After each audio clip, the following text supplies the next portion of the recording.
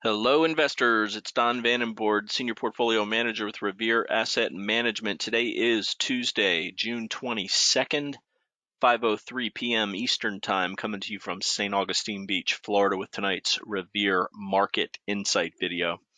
State of the market. We're bifurcated is what the market state is. The indexes are mixed. The most important of the indexes, that being the Nasdaq 100, the S&P 500, and the Russell 2000, all look fine. They have had nice two-day rallies after some rough going late last week, but they've recovered above their key moving averages. However, the Dow and mid caps continue to struggle. So mixed on the indexes, leaders continue to act just fine. As you can see over here on the trend gauge, we're bullish on market leaders, went to that state on 6-7. Last week, we went from bullish or uptrend to neutral across our short-term 21-day moving average and our medium-term 50-day moving average because of the weakness on the indexes. But you can see the green arrows have pointed further now toward bullish based on the good action that we've seen the last couple of days. Long-term, we're fine. All moving averages, all indexes trending above their 200-day moving average. But what happened today? Great day for growth leaders, big outperformance in-house. S&P 500 up 0.5%, Nasdaq 100 up 0.93, Dow up 0.2, mid caps up 0.9, Russell up 0.4. These numbers here are kind of indicative of what you've been seeing lately in the market with the Dow and mid caps lagging. And when you see Nasdaq 100 leading the way, typically that's great for the big FANG stocks, and that carries it kind of sets the tone for risk on as far as growth companies go. And some of the leaders that have been acting well had a little bit of a constructive pullback yesterday, which Hunter talked about in Monday's video. Bounced perfectly off their 8 EMAs, and some of them made higher highs today on significant volume, and we'll talk about those shortly. Let's get to the charts now. First, let's talk about Revere Asset Management, trend following registered investment advisor that has a sell discipline for every position that we take for clients. We strive to ride market uptrends higher and get out of the way when the market turns ugly. We've had a rough sailing from mid-February for about 2 months in growth stocks, while the indexes really kind of hid that. But things improved quite a bit over the last few weeks, really over about the last 3 weeks since we went to uptrend on leaders. But if you're interested in this approach, you don't have to be at the mercy of the market. We've got a process, and we stick to it, and we make tweaks to it when they're required. And if you're interested in learning more about it, give us a shout. You can email any of us, Dan, Tim, Hunter, Alex, or Don at revereasset.com, or phone 855-REAL-WEALTH. That's 855-732-5932. Those that have been with us for a while know what a strong uptrend in growth stocks can do, as Q4 of 2020 was one of the strongest trends we've seen. But the key is locking those profits. And I always say in all my webinars, it's not how much you make, it's how much you keep. Gave back a little more than we wanted to in February and March, but took a deep dive, made some changes based on statistical analysis, and putting our best foot forward moving forward. So let's get to the charts. We're going to go with the S&P 500 here, and you can see I mentioned last week the late week, bad close to the week. So first we're highlighting Wednesday, 6/16. This was, let's say, an inflection point. The Fed came out and they indicated that interest rates may rise quicker than 2023. We had some very strange, very bifurcated action. Thursday and Friday, we saw some areas in the market that had been very strong just completely come apart, namely financials, energy, basic materials.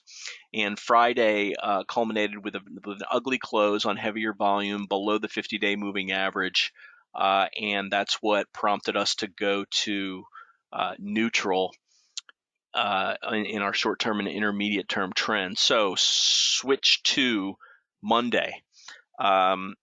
We opened mixed and really just powered higher most of the day, and then followed up with a flat open this morning, but kind of a trend up day where we finished near the highs, challenging all-time highs here. As you can see, this has been a great two-day recovery. So right now we've got what we've seen so many times, namely back here in mid-May, and then a little bit earlier in May, and mid-March, and early March, and back here in January, which was basically a test and or an undercut of the 50-day moving average that was short-lived, followed by a recovery back toward new highs. And that's what we're going with right now.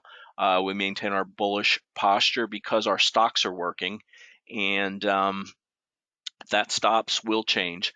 But we've got stops in place for everything, and based on the last 2 days, wouldn't be surprised to see a little bit of a pullback. But what we're really looking for is today's lows and the 21-day moving average around the 42.12 area to hold. Worst case, we want to see the 50-day moving average hold. Really two areas that are key here: the 50-day at 41.86, and then last Friday's low at 41.64. We'll have a lot of stops hit if we test the lows from last Friday, as we lock in some very nice profits that we've accumulated over the last couple of days. So there's the S&P 500. Let's go to the Nasdaq 100, and you can see here not even an undercut of the 21-day, and this is a testament to when leaders are working. You can see the relative strength for the last 2.5 weeks in the Nasdaq 100. The only time it hasn't was this nice inside day on Friday. It was really rotation out of, as I mentioned, those sectors: banks, oils, basic materials.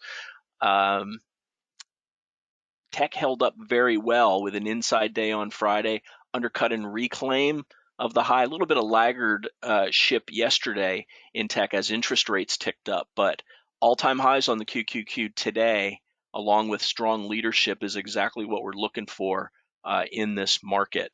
Dow Jones Industrial Average continues to lag. That's not necessarily a bad thing if you're a growth investor. You see the 21-day is now going to cut through the 50-day. But this is heavy in financials, energy, and industrials, and we're just not participating in those because when I take a look at the sector charts here momentarily, you'll see we got stopped out on all of those last week or the prior weeks and rotated into what's working. That resulted in the outperformance that we saw today. Granted, some underperformance a couple times in the past week, but there's a song called the Whipsaw Song that says, as long as you keep it, basically the premise of it is it's written by one of the greatest trend followers of all time, Ed Seykota. It says, you get a whip and I get a saw, one good trend pays for it all. That just means that you keep your losses small, and when you get a strong trend, it's going to more than cover those small losses. So, but right now, what you saw was the Dow lagging, nice 2-day bounce back, but still recovering from this 2-week lag in relative strength. And now let's see what happens when it comes up into the 50-day and the 21-day here. Mid caps also have been weak. I mentioned two indexes below the 21 and the 50, the Dow and mid caps. Mid caps gets the least of the weight when we're putting the trend gauge together. But you can see it bouncing off this logical support area that coincides with these areas over here from mid-May. And let's see IWM small caps. You can see the undercut of the 50-day, reclaim the 50 and the 21 today. Relative strength lagging a bit over the last week and a half. Let's break it down, as we definitely want to do. This is one of our lessons learned from going through our process into the growth portion. IWO, you can see this is above the 21 and the 50. Very important. And IWN, which is the growth or the value part of it, undercut the 50, just reclaimed it, but under the declining 21. If you want some easier to remember tickers, you can also go with SPY-G, which is basically G for growth. Looks pretty much the same way here. SPY-G matches up with IWO. Actually, it doesn't. SPY-G is the big cap. Never mind. IVW, I apologize. IVW is large cap growth. So we're splitting the S&P 500 into growth, and you can see the relative strength there. And then IVE is the value part of it, or SPYV. A little bit easier to remember for the big caps. You can see that that's lagging under the 50-day. But as I mentioned, for small caps, it's IWO growth and IWN value part of the small caps. Growth leading, that's what we want to see. So let's break it down by sectors now. XLB basic materials. Now you'll very clearly see the things that started to break down last week, and note how weak the bounces are in quite a bit of these. And what this means is basically we're staying away from this area in our portfolio. XLB basic materials lagging. XLE energy lagged last week, bounced off the 50-day and coming back nicely back over the 21. We got back into FANG as it presented a nice entry point for a leading oil stock.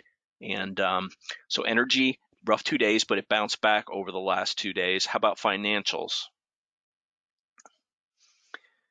Not bouncing back so well as interest rates continue to be a headwind for banks. Note the extremely poor relative strength over the last 2 weeks. XLC is communication. This is acting pretty well. This is Facebook and Google is what show up in this. XLI industrials, we know the Dow Jones Industrial Average is lagging, so no surprise that XLI is lagging also. Bounced back off of the support area, but still under the 50 and the 21. We swapped out our Dow long for a small cap long and a Nasdaq 100 long late last week and early this week as we shuffled out of what's not working and into what is working. XLK technology, all-time highs. No surprise there. We've talked about how that's working, and note the relative strength over the last, really going back to the middle of May. A little sideways for a couple weeks and now powering higher. XLP is staples lagging. In a growth environment, there's better places to put your money, so really not a surprise. This is really a defensive sector. Real estate acting very well. Real estate is really not your father's real estate when you think about it. There's a lot of companies that are treated as REITs because of the way they pay out dividends. And those are really a lot of them. I'll do a deep dive on the XLRE one of these days, but that's really what's going on there. XLU is utilities. Again, if growth's working, you'd expect utilities not to, and that's what you see there. That's again a defensive sector.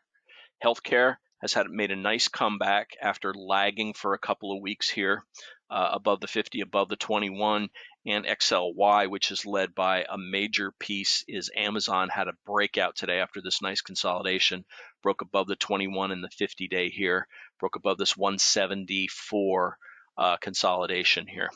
So those are your sectors. Let's talk about some individual stocks that we have here. And really one of the focuses for this is the importance. I talk about it all the time.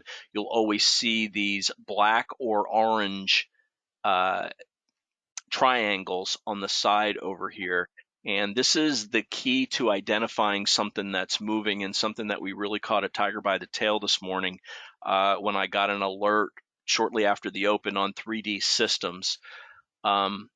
This is one of the Dirty 30 list. Again, I made a list as part of the deep dive of stocks that fell more than 30% from their February high. The best of them held their 200-day and started to come back. The worst of them are still 60, 70, 80% off their highs. Here's one that bounced off the 200, and then you started seeing some accumulation, starting with a positive reaction to their earnings report in May. So the relative strength and also some insider buying here. That's what this small plus sign is. So you see it relative strength ticking up and then taking a nice little breather on light volume. Look how light this volume is. So when I'm evaluating these, this is a very good entry point. So I set an alert slightly above this recent area. The alert went off this morning. When you get your alert, the next thing you want to do is what's going on with volume. Volume was over 1,000% right out of the gate. Let's go to this on a 5-minute chart. Now they signed a partnership, I believe, so that's that was the impetus for the move up. But you see this big move up here. I got into it at 30 and change, this area here. Then it had a nice little pullback and powered higher. So this was up 28% on the day. I took a third off of it, bought a 3% position, took a third off when it was up 17%. A 17% gain for that third, and now I'm just going to let the rest of it rise and manage the position. May add to it if it has a nice volume pullback into the 5 or the 8 EMA. But we're playing with the house's money here now. You can see we ended up being 605% volume, up 28% on the day. Partnership, something changed for Triple D. SSYS, a sister stock to it, also had a decent day, up 12% on 450% volume. And again, this is another one that fell way off of its highs as 3D printer stocks had a very nice run early in the year. But if they're going to regain their glory, they got to start somewhere. Nice reaction to earnings, followed by a follow through on earnings and a lower volume pullback consolidation into a key moving average, and then a big volume move off of it. This is a great setup. This is why we set alerts. You get your alert, you check the volume, you check the chart, and you decide whether or not you're going to make your move. So this paid off very well for us today. Some big positions that we own in-house in Grotection. CrowdStrike, the biggest one, had a little bit of a stumble yesterday as it gapped down, but it did exactly what we wanted it to do, and that's hold the 8 EMA and finish at the top of its range. Very bullish, and then got a big price target upgrade to 300 today. Gapped up, big volume, 152% above average, up 8% on the day. Breaking out of this base, not giving up anything. Wouldn't be surprised if we get a little gentle pullback over the next couple of days, but this acted exactly how you would want it to. And note the relative strength coming off of the lows in May. This is when growth stock started to reassert itself after a false gap down in the Nasdaq 100 right here on 519. This was the beginning of the end for the underperformance in growth stocks, and they've really acted quite well since this 519 inflection point here. So CrowdStrike acted very well. We also own DocuSign, had a great day, continuing higher, coming up near the top of its base here, and also NVIDIA. Looking fantastic here after a 2-day pullback, regaining quite a bit of it. We took some off here. On this reversal on Friday, I added it back on the bounce off the 8 EMA yesterday, and also net. Those were our biggest 4 positions in tech. We also own FANG, I mentioned that. We also own Apple, and took a 7% position today in QCLN. This is a clean energy ETF that has been consolidating very nicely sideways along its 50, 21, 200, and 8-day moving averages, staying above them. But even better, while it's consolidating in tight, relative strength is continuing to tick up. Sometimes you see during a consolidation that the relative strength is coming down. So I'm looking for a move off of this. It contains things like Tesla, NIO, and a nice size position in Plug Power, which reported earnings today and had a very positive reaction, up 14% on an 88% above average volume. So getting some of the clean energy stocks have been working pretty well lately. So a good way to play it broadly is with QCLN. I did mention that we've got QLD. We traded out that DDM Dow long for UWM late last week and QLD yesterday. Working so far very well. I don't show the leveraged ETF. I show the chart of the underlying always, because that's what we're making our decisions off of. So this was actually the day that we bought the small caps. The next day, not so good, but recovered it, and we're about even on this one now. As long as it stays above the lows of the last 2 days, we'll let this position continue to run. But I am seeing the lack of relative strength here overall in small caps. So, but that's fine. We set our stops, we know our position sizes, and we're limiting our losses to 0.2% of the overall portfolio for every position that we take that goes against us. That's going to wrap it. As always, like to hear from you. I'm on Twitter at dvandenborg, email don@reveraasset.com, or phone 855 Real Wealth. Very quickly, we did get stopped on one position today that just couldn't get going.